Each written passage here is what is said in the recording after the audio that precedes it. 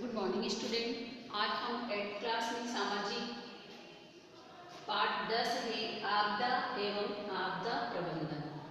इसमें हम आपदा प्रबंधन में जो विभिन्न आपदाएं हैं उनके बारे में अध्ययन कर चुके हैं, जैसे बाढ़ है, भूकंप है, सूखा है, इसके बारे में अध्ययन कर चुके हैं। तो आज हम यहाँ पर आपदा के प्रभाव हैं, जैसे कि जो प्राकृतिक आपदाएं आती है या आकस्मिक आपदाएं होती है, अचानक आने वाली जो घटित घटनाएं होती है जिससे जान माल की हानि होती है। और इससे हमारे जैसे कि कई बार इस प्रकार से भूकंप आता है तो अब हमें क्या करना पड़ता है, अपना जो स्थान परिवर्तन करना पड़ जाता है, अपने आर्थिक स्तर पर भी उसका प्रभाव पड़ता है। स्थान परिवर्तन के साथ साथ हमारी जो दैनिक क्रियाएं हैं वो भी प्रभावित होती है। तो इस तरह से भूकंप हो या बाढ़ हो या किसी प्रकार का सूखा हो, ये हमारी आर्थिक स्थिति पर प्रभाव डालता है और यह हमारे दैनिक जो क्रियाएं हैं उन पर भी प्रभाव डालता है।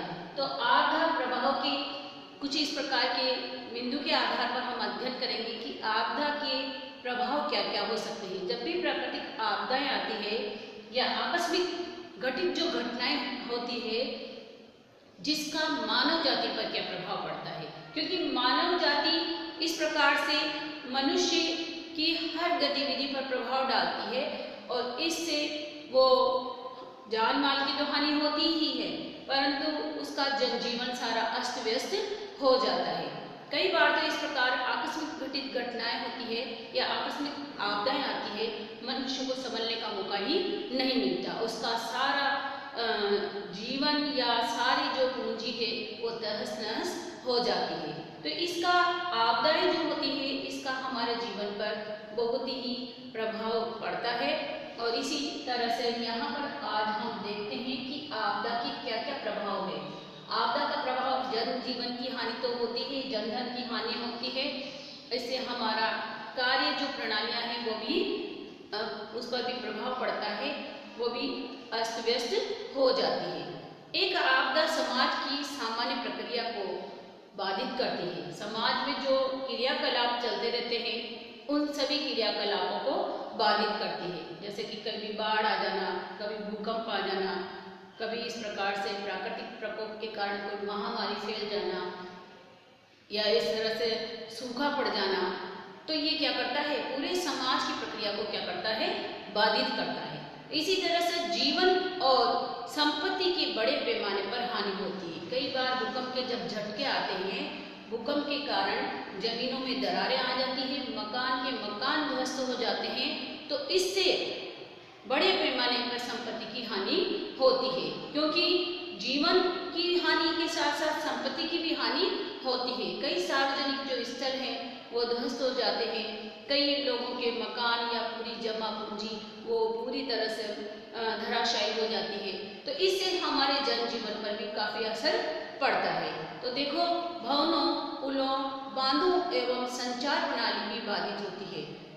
कई बार भवन गिर जाते हैं, पुल टूट जाते हैं, पुलों का निर्माण करने में काफ़ी समय लग जाता है, तो उनका जो आवागमन के जो साधन हैं वो जनजीवन अस्त व्यस्त हो जाता है, परिवहन के साधनों पर भी इसका प्रभाव पड़ता है।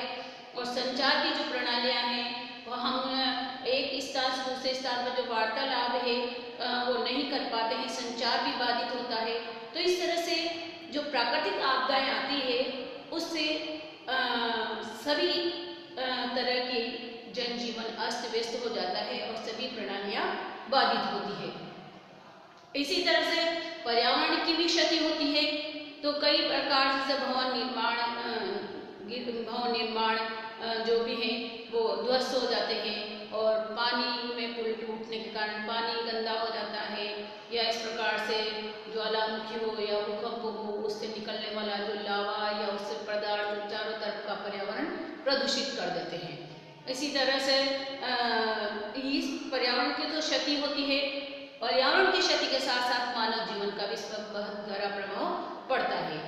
मनुष्य एवं पशु की शारीरिक क्षति होती है। कई बार मनुष्य तो अपने को बचाने का प्रयास करते हैं, परंतु जो जानवर होते हैं वो किस प्रकार से बचाने का प्रयास करें। कई बार तो जानवर बंधे के बंधे रह जाते हैं और इस प्रकार की अचानक आने वाली जो प्राकृतिक आपदा के शिकार हो जाते हैं। तो यही इस प्रकार से हमारे जनजीवन पर बहुत ही गहरा प्रभाव डालते हैं। रोगों का फैलाव एवं इस प्रकार से अस्वास्थ्यकर दशाओं को, महामारियों को फैलाता है और मनोवैज्ञानिक क्षति भी होती है। मानसिक रूप से लोग मानसिक प्रताड़ना से गुजरते हैं, क्योंकि जब जनजीवन या उनकी जो संपत्ति या कुछ इस प्रकार का जो नष्ट होता है तो उनकी मानसिक स्थिति पर भी उसका गहरा प्रभाव पड़ता है।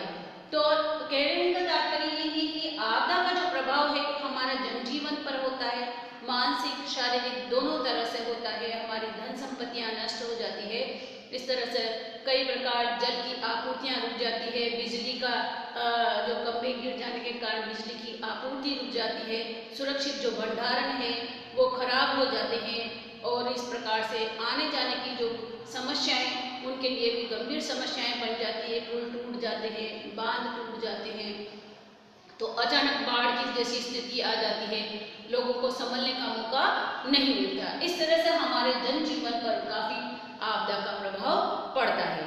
जो आपदा प्रबंधन है, आपदा प्रबंधन से आशय है कि आपदा संभावित क्षेत्रों में मनुष्य एवं सामाजिक आर्थिक पक्षों पर सभी प्रकार के विरोधात्मक एवं सुरक्षात्मक यानी कि उपाय एवं तैयारी या राहत कार्यक्रम के संगठन से है। यानी कि हमें आपदा आने वाली है, अगर उसका कुछ संकेत मिलता है तो हमें किस प्रकार की तैयारी, किस प्रकार के उपाय या राहत कार्यक्रम करने चाहिए, राहत के लिए क्या क्या उपाय करने चाहिए।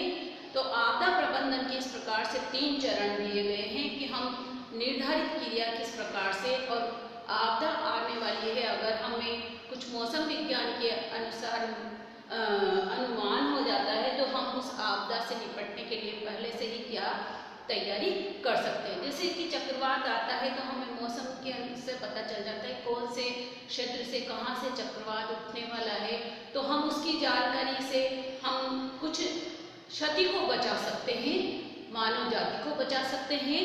तो इस प्रकार से इसके जो 3 प्रभाव या 3 चरण बताए। एक तो प्रभाव का जो चरण है अथवा अवस्था, किस तरह की किस अवस्था का प्राकृतिक प्रकोप है।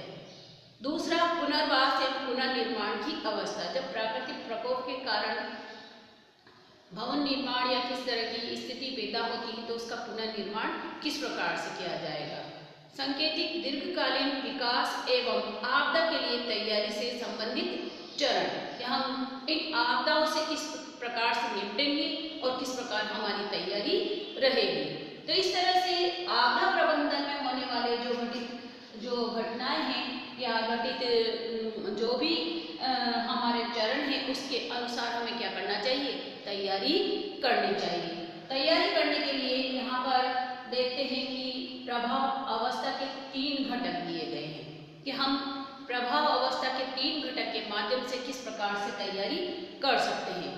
तो आपदा प्रबंधन की सबसे पहले तो अगर भविष्यवाणी होती है मौसम विज्ञान के अनुसार तो भविष्य आपदा की भविष्यवाणी। दूसरा जो घटक है वो है आपदा को उत्पन्न करने वाले कारकों को गहन जांच पड़ताल, किस प्रकार से कौन से घटक के कारण ये आपदा उत्पन्न हुई है, उन घटकों की जांच पड़ताल करना चाहिए। तीसरा जो घटक है ये है कि आपदा घटित होने के पश्चात प्रबंधन संबंधी क्रियाकलाप, यानी कि कोई प्राकृतिक आपदा घटित हो गई है और प्राकृतिक आपदा घटित होने के बाद उसका हम कैसे निपटारा करेंगे। इसी तरह से जैसे कि एक उदाहरण है, जलमग्न क्षेत्र में वर्षा के अध्ययन द्वारा बाद की जो भविष्यवाणी की जाती है कि यहाँ पर तेज गति से वर्षा होगी, तो हम पहले से ही क्या करना चाहिए, उसके लिए तैयार रहें, हम पहले से ही प्रबंध करके रखें। तो इसी तरह से आपदा के प्रबंध होने चाहिए, उपाय होने चाहिए जिससे कम जान माल की हानि हो। जैसे चक्रवात आने की सूचना उपग्रह द्वारा जांच पड़ताल करके की जाती है कि भाई कहाँ से चक्रवात उठेगा और कितना भीषण गति से चक्रवात आ रहा है, तो उसकी पहले से ही हमें जानकारी हो जाती है। तो पहले से हम क्या हो जाते हैं, अलर्ट हो जाते हैं और उसके लिए तैयार हो जाते हैं। तो जिससे क्या होगा कि जो जान माल की ज़्यादा हानि होती है, अचानक आने वाले तूफान या कोई भी आपदा है उससे हम नहीं निपट सकते, परंतु पूर्व सूचना के होने पर हमें क्या है उसका अनुमान हो जाता है। तो हम उसके बारे में अपनी तैयारी कर सकते हैं, उपाय कर सकते हैं। इसी तरह से प्राप्त जानकारी के आधार पर पूर्व चेतावनी या निष्क्रमण प्रयास किए जा सकते हैं। आपदा के लिए उत्तरदायी जो कारक हैं उनको गहन जांच पड़ताल और इसके लिए भोजन आपूर्ति यानी कि उसकी क्या क्या चीज़ों की आवश्यकता होगी, पेयजल की आवश्यकता होगी या किस तरह की, तो उसकी सहायक जो सामग्रियां हैं उनके उपाय या उनकी तैयारी पहले से ही एक टीम तैयार होना चाहिए जो सभी तरह की सहायता सामग्री समय पर पहुंचाए। यानी कि जहां पर आपदा प्रबंधन है या आपदा क्षेत्र है उस क्षेत्र में तुरंत किस किस सामग्री की आवश्यकता होगी और किस तरह का आपदा आने वाला है उसकी तैयारी हम कर सकते हैं। परंतु जब कर सकते हैं जब हमें पूरा अनुमान हो या हम उसके बारे में पहले से जानते हो कि ये घटित घटना होने वाली है। और कभी क्या होता है कि प्राकृतिक आपदा आकस्मिक भी होती है, तो प्राकृतिक आपदा आकस्मिक होने के कारण जो घटित घटना का हमें पता ही नहीं चलता कि कब घटना घटित हो गई है। तो इस तरह से घटनाओं का अगर पहले से अंदाजा होता है तो हम उसकी तैयारी कर लेते हैं, अगर हमें अंदाजा नहीं होता हम उसकी तैयारी नहीं कर पाते हैं। तो इसी प्रकार की प्राकृतिक आपदा के जो प्रभाव होते हैं उससे ज़्यादा धन और जन की हानि होती है, परंतु हम आपदा के कुछ प्रबंधन कर लेते हैं, उसके पूर्ति जो घटक के अनुसार हम तैयारी करते हैं तो हमारी कम हानि होती है। तो आज हमने आपदा के जो प्रभाव है, आपदा प्रभाव में आपदा प्रबंधन और प्रभाव अवस्था के 3 घटक के बारे में अध्ययन किया।